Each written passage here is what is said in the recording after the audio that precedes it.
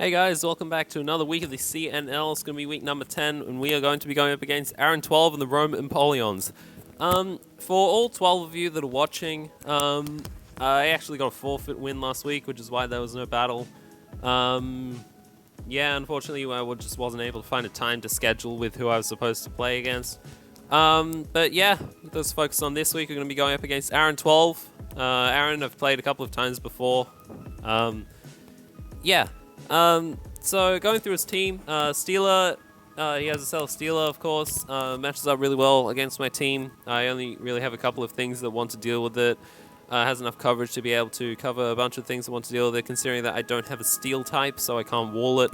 Yeah, Hydreigon, of course, really nice, solid Dragon type. Can be Choice Scarfed, or it can be Assault Vested, Choice Specs, really versatile mon. Araquanid, it can be offensive against my team, but it also really, I think, wants to set webs. It wants to stop Zygarde from potentially setting up. We have Salazzle. Salazzle, I'm not sure about his Z crystals, by the way, which is why none of the borders are yellow. But Salazzle is really nice. It's a frail mon, though I doubt it's probably going to come this week, considering that I not only have a Zygarde, but I also have a couple of other ways of being able to deal with it. Seismitoad, namely. And Kabutops too. Alolan Raichu is nice. It matches up pretty well against my team in some aspects. It can potentially set up a nasty plot and win the game depending on what set it is. If it has Psychic coverage, if it has Grass, I think Psychic coverage, Grass coverage would be, I'd imagine, the set. Nasty plot, Dual Stab, and then Grass coverage as well. So yeah. Raichu's nice. Sand Slash. No, not all Alolan Sand Slash. Regular Sand Slash. It can spin. It can set rocks. That's really all it can do, though. Here's the kind of thing that I'm the most scared of, and that's Mega Diancie. Mega Diancie matches up really well against my team, considering that I don't have a Steel type. I've mentioned this so many times across the point of this second segment of the CNL. But me not having Steel types really a massive handicap. Because it means that something like Mega Diancie can come in, set up, and sweep me. Excadrill. Excadrill is a nice Steel type, Steel ground type. It can spin, it can set rocks, similar to Sandslash, so I probably expect that over Sandslash this week. Serena is another nice spinner. I think it can come along and wall a decent chunk of my team. I do have Roserade and Infernape and Torn to be able to deal with it, though, so maybe not. Cryogonal is another nice spinner. It can potentially be run as a Choice Scarf variant to be able to stop my Zygarde from setting up and winning the match. And Persimmon. Defiant did get released recently, for those of you who did not know.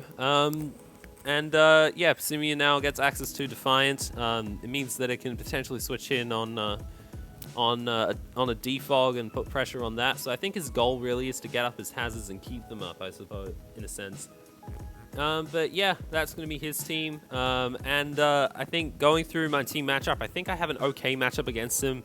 Aside from maybe Mega Diancie, depending on what variant it is. So anyway, we're going to be going on to the first mod, which is Zygarde 50%. It's, of course, pretty standard Dragon Dance set with Z Outrage this time.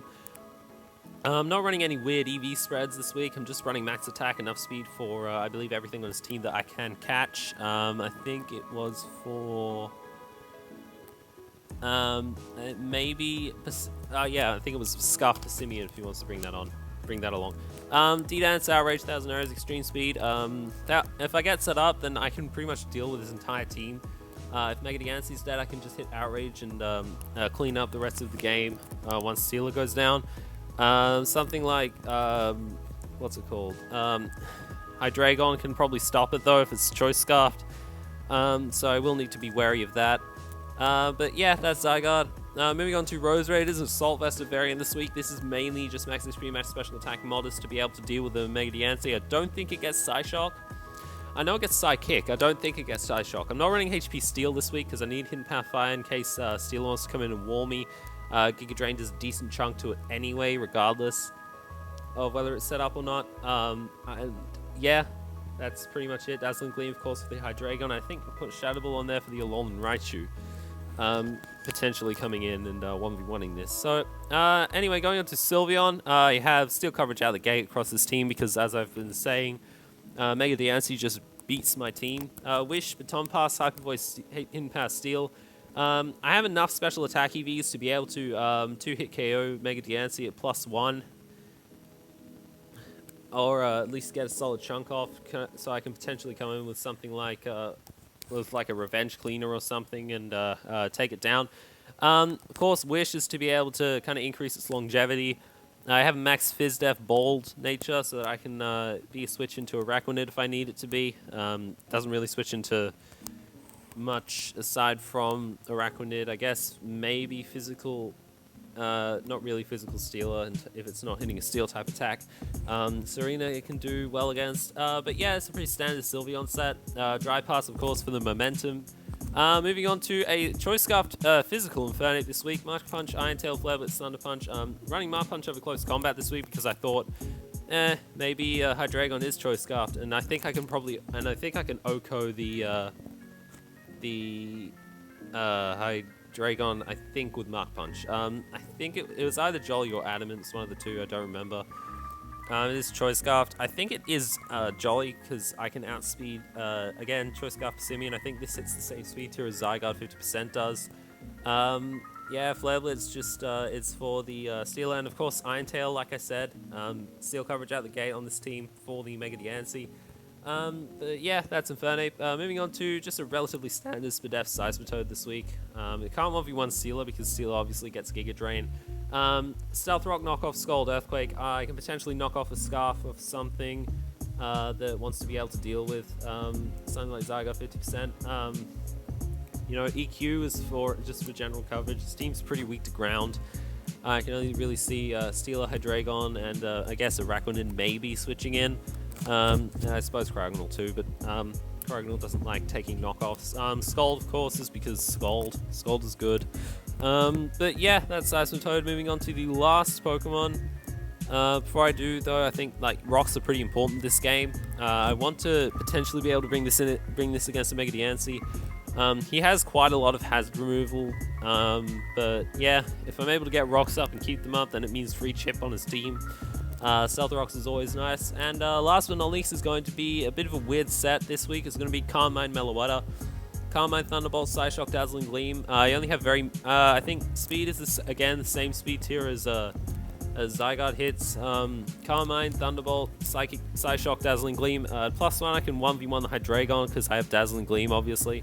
The special attack EVs means that in the event that I end up getting this to +1, I can 2-hit KO, I believe, specially defensive Celesteela with a Thunderbolt. I don't really feel like I need Hyper Voice. He does have 2 Steel types this week.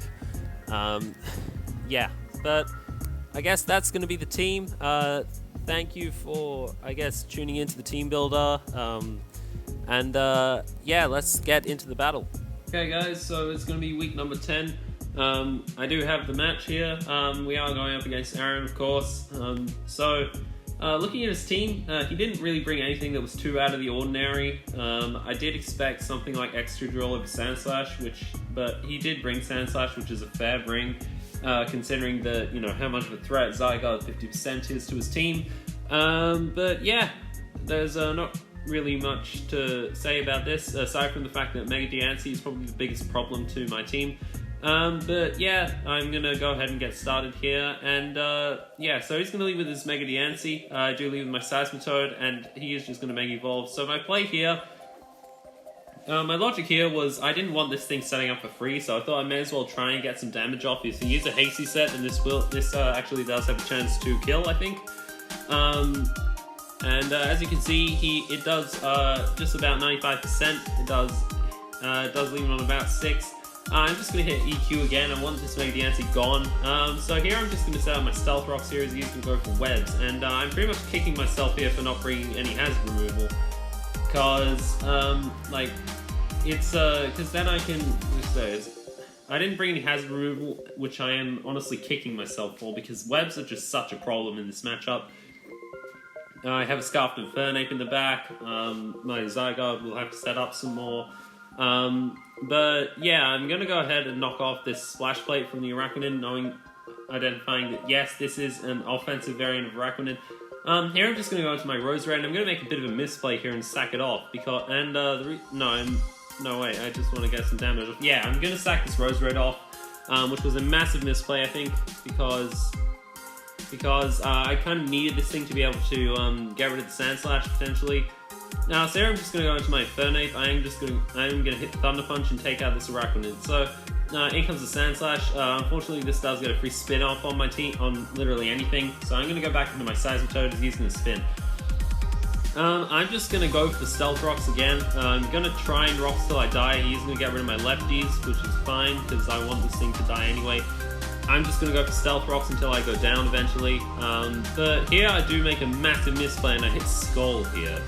In hindsight, I 100% should have done a damage calc on this because I thought I would be able to kill the Sand Slash. But it turns out, Rock's actually much more important in this match. We'll see why later.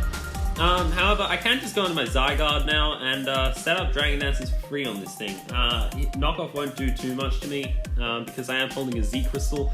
I'm just going to keep setting up Dragon Dances. I'm setting up to +2 or 3. I'm just going to keep setting up until I am +2, +3 in attack and then +2 in speed.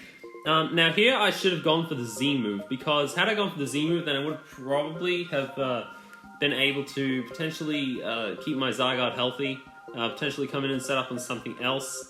But no, I go for 1,000 Arrows thinking that it will kill. He's going to go for an Earthquake and that leaves me on about 6%. And I'm just going to go for an E-Speed and pick off the Sand Slash. So here I probably should have hit Dragon Dance again, considering that this is very likely a defensive Celesteela, and I would have had to set up again to be able to do a lot more damage to him. He's just going to go for a Hidden Power Ice and kill off my Zygarde 50% here, unfortunately. So here I'm going to go into my Infernape, and I know that the most likely thing is he's going to do is he's going to hit Protect. I'm just going to lock myself in the Flare Blitz here.